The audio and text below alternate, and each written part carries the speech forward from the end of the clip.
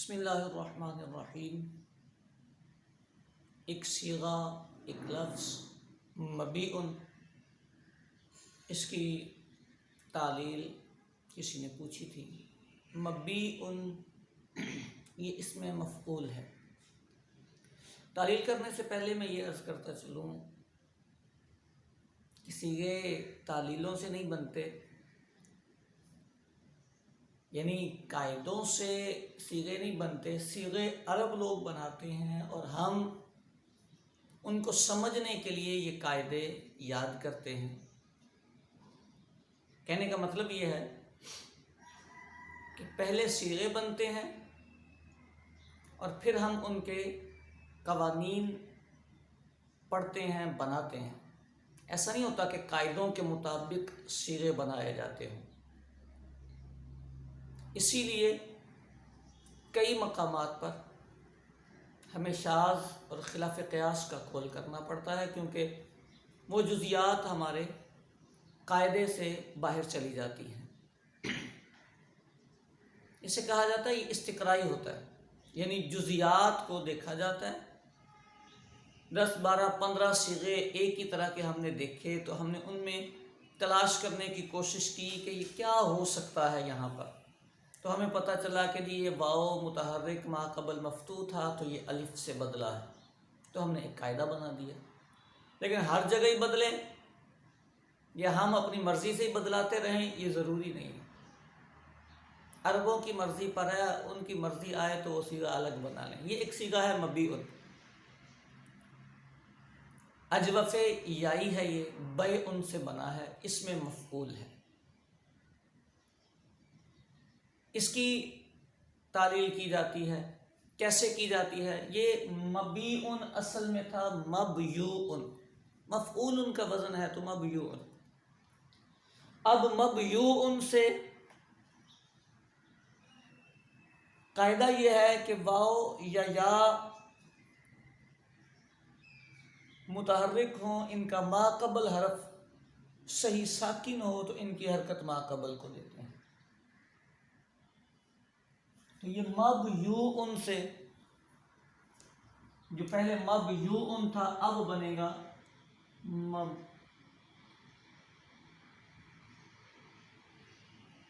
یا بھی ساکن، یہ پڑھنا مشکل ہے، یا بھی ساکن اور واو بھی ساکن۔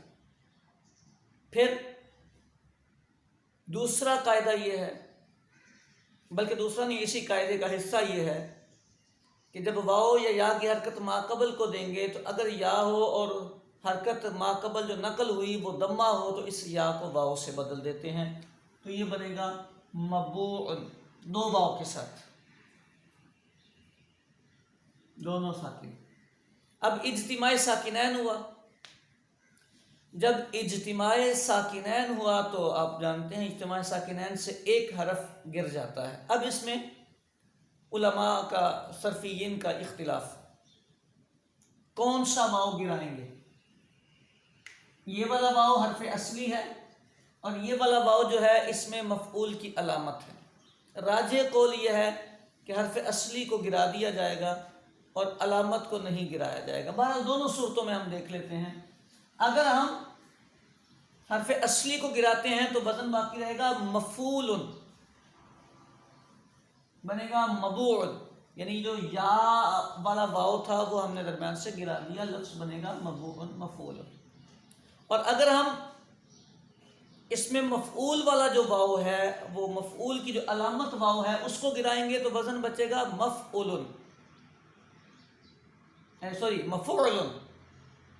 مفعول، تو یہ مفعول بنے گا، وزن بنے گا مبوع۔ وزن دکھنے میں دونوں ایک ہیں، لیکن یہاں پر یہ جو واو ہے یہ واو یا سے بدلا ہوا نہیں ہے، لیکن یہ والا جو واو ہے یہ اس کا اصلی یا ہے۔ یہ اختلاف ہے، ہمارا لینا دینا اس میں کچھ نہیں ہے، ہم نے مبیعن نہیں پڑھنا ہے۔ بہرحال علی الاختلاف یہ بنا مبوع۔ اب آگے قاعدہ یہ ہے کہ جب یہ جو واو یا سے بدل کے آیا ہوتا ہے، یہ اجتماع ساکنین سے گرتا ہے تو اجوف یائی ہونے پر دلالت کرنے کے لیے، یعنی اس بات پر دلالت کروانے کے لیے کہ جی یہاں سے یا گرا ہے، واو نہیں تھا اصل میں، تو جہاں سے وہ واو گرتا ہے اس کے ماقبل کو کسرہ دیتے ہیں، یعنی یہ جو با پر ہم پیش پڑھ رہے تھے اس پیش کو کسرہ میں بدلتے ہیں، یہ بنتا ہے مبیوعن۔ اب قاعدہ لگتا ہے کہ واو ماقبل کسرہ کے یا سے بدل جاتا ہے، یہ بنتا ہے مبیعن۔ یوں یہ پوری تعلیل ہوتی ہے۔ اچھا، اس میں ایک بات کا اور خیال رکھیں، میں نے پہلے بتایا کہ یہ جو تعلیلیں ہوتی ہیں یہ تعلیلیں ہم کرتے نہیں ہیں، ہم پڑھتے ہیں،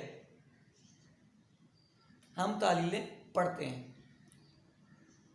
صرف کی کتابوں میں ایک قاعدہ لکھا ہوا ہے مقوال کا، بلکہ جہاں یہ قاعدہ ہے وہیں پر یقالو وغیرہ کا جو قاعدہ لکھا ہے بعض کتابوں میں، وہاں ایک شرط لکھی ہے کہ واو یا کی حرکت ما قبل کو دیں گے، لیکن تب دیں گے جب ان کا ما بعد حرف ساکن نہ ہو۔ یہ جو مبیوعن ہے،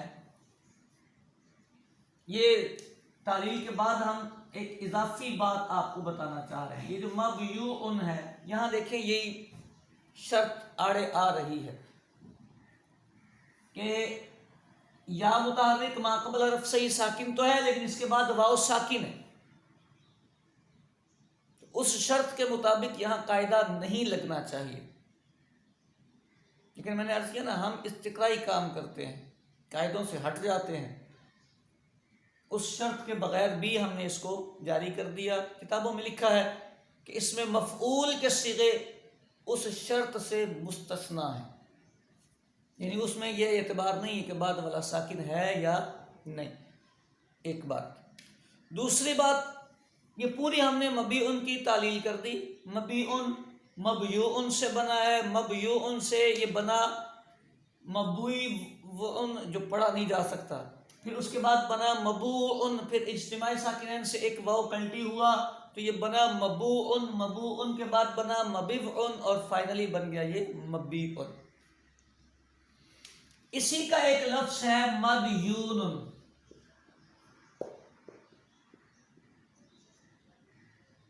یہ بھی اجوف یائی ہے، یہ بھی اس میں مفعول ہے، لیکن عرب لوگ اس کو ایسے ہی استعمال کرتے ہیں، اس میں تعلیل نہیں کرتے۔ یہ بات سمجھنے کے قابل ہوتی ہے، قابل فہم چیز ہے۔ یہاں بھی عرب لوگ نہیں کرتے تو ہمارا سارا قاعدہ گیا۔ وہ جو قاعدے ہم نے یاد کیے ہیں، بس یہ بات یاد رکھیں کہ یہ جو تعلیلیں ہم یاد کرتے ہیں یہ صرف اپنے فن کی گہرائی کے لیے ہوتی ہیں اور اپنا وسعت نظری اور وسعت ذہنی کے لیے ہوتی ہیں۔ ان قاعدوں کا یہ مطلب نہیں ہوتا کہ 100% ہم انہیں اپلائی کر لیں گے، یہ استقرائی قوانین ہوتے ہیں، اکثری طور پر ایسا ہوتا ہے، لیکن لفظ بنے گا کیا، اسے پڑھیں گے کیا، یہ ٹوٹلی سماعت پہ موقوف ہوتا ہے۔ سماعی اوزان ہوتے ہیں، سماعی صیغے ہوتے ہیں، ہمارے ان قاعدوں کی پرواہ کیے بغیر عرب لوگ جیسے اس صیغے کو ادا کر لیں گے ویسے ہی وہ ادا ہوگا۔